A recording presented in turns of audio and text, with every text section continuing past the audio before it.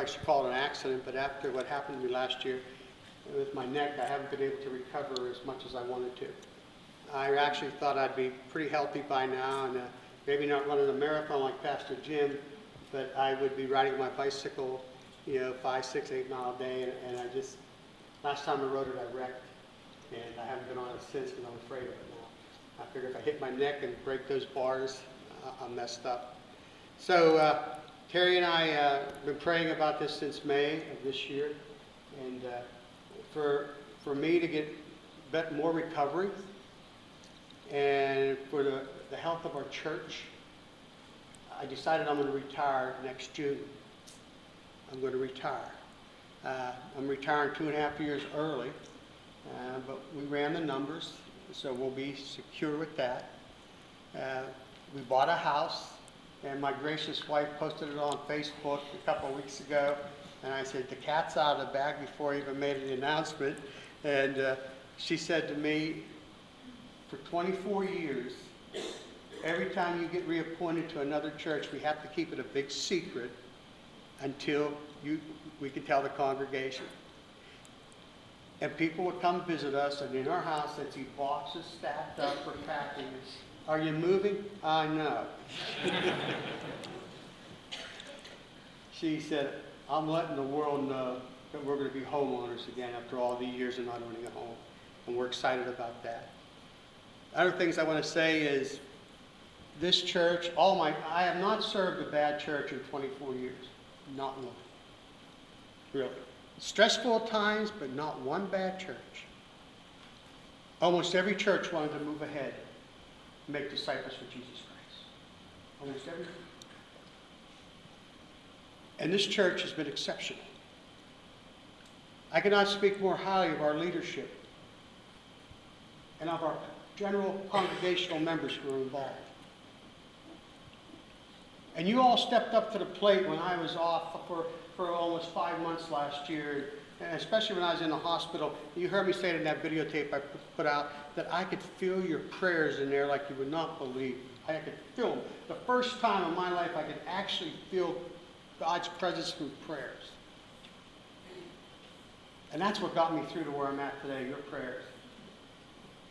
This church has been phenomenal. This church still got the potential to move forward. Except now we got to change cars. I told some people that you can only change the oil so many times in an automobile before finally the engine says, we need a new car, we need a new engine. And my old engine says it's time for me to step aside and see what God wants to do next in the life and the chapter of this church.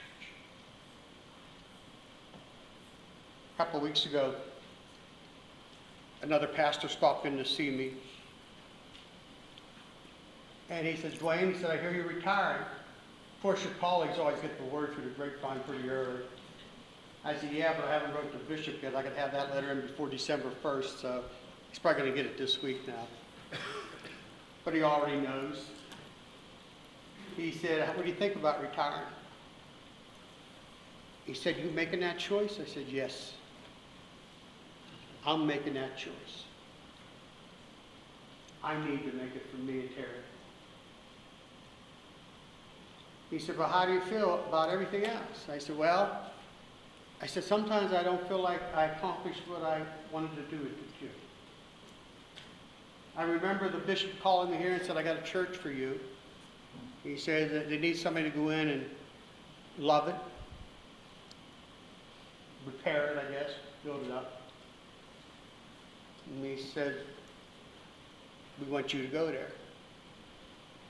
I said, so I came to do till, and man, I'm all fired up. I had my hair spiked. I spiked it last night again, by the way. I came here with my hair spiked. A lot thinner. And started moving forward in vision for the church. Worked hard at it. Passionate about it. And I said, but Mike, I didn't get where I wanted to be. He said, where did you want to be? I said, I wanted to have 600 in average attendance before I retired. And you know what, Mike? I didn't make it. I didn't make it. And to me, that was like, I failed. He looked at me and he said, Dwayne, let's look back. What have you accomplished? I said, well, the church did grow again to 440, but we can't get past that. He said, but you grew. I said, yeah. I said, we put a steeple on the church so all Cranberry could see it coming down 228, 76, 79, and 219 out here. Is that 119? 119. 19, thank you. Been driving for 7 years, I still don't know it. He said, what else did you do? I said, we put a cafe in out there. And you know what? I said, some of the folks didn't like it at first, but now they come up to me and say it's the best thing that ever happened.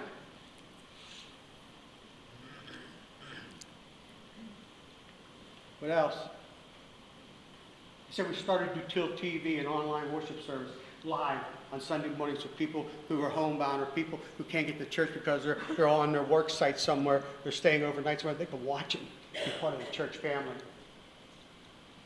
Oh. He said, what else did you do? I'm not tooting my horn here. This is what he's asking me because I was struggling with it myself that I didn't accomplish anything.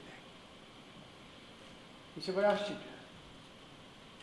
I said, we got another campus over in Mars. Yeah, it's little. It might not be where we want it yet. But man, it's got a wonderful after-school program. It's got a preschool. We got people that are worshiping there. So what else? I said, that's all I can really think of. He said, you missed the most important thing. I said, what's that? He said, it's not about the physical things that you did for this church. He said, did you touch the lives of the people? He said, that's what counts. And I looked back and I thought, I hope I did. I think I did. Especially our older folks. I love our older folks. All you younger ladies, I don't hug you all like I do the older ladies because you're younger and that's not appropriate. But those older ladies, they need a hug. And I hug them and I love them. And I'm going to miss them after June. And I thought, yeah. It's for those emails that I got, and I shipped off another email explaining something to somebody helping them through a crisis. The little cards you get, they're left in your mailbox upstairs where people thank you because you did this and that, because you touched their lives. When I leave here in June, I'm leaving knowing that I accomplished God's purpose and plan for me right here at Duke Till. My purpose and plans didn't get quite accomplished, but we planted some seeds, did a little watering. My prayer is that when the next pastor gets here, he'll bring the harvest like this church has never seen. Now, one more thing before we close down. I got 7 months. 7 months to be with everybody. I'm going to try to be a little more relaxed on Sunday mornings. When Jim's preaching, I will sit in here with him all three services. I hope you all stop in and get together at the coffee area. I will worship one service though because I got to get my worship in. I'll talk to you, spend some time with you. Because I want to love on you a little bit. Does that sound strange, Pastor? Say I want to love on you a little bit? Like his grandkids, I want to love on you a little bit. And also I want to say this in my final thing. I really and truly love everybody in this congregation with all of my heart, soul, and mind. There might be times we have a difference of opinion, but I love you all. Love you all. And when I move, please, if you're not on Facebook, get on it. So I can keep in touch with you all and see what's happening in your family. I watched kids in this church grow up for 7 years. Paige, I think she was, how old is she now, 17? 10, she was 10 when I got here. Now she's a young woman looking for college. Montgomery. Morgan Montgomery. Another young one. Grown up. Getting ready to look for college. This young stud.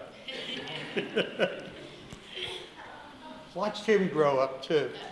I'm not talking about you, Bob. Watch him grow up. Can jack around with him a little bit and have some fun. You see, folks, when you come to church, it doesn't have to always be serious.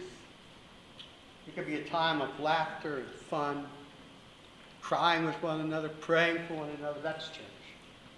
That's the family. So, come on back. We got 7 months. Let's enjoy each other.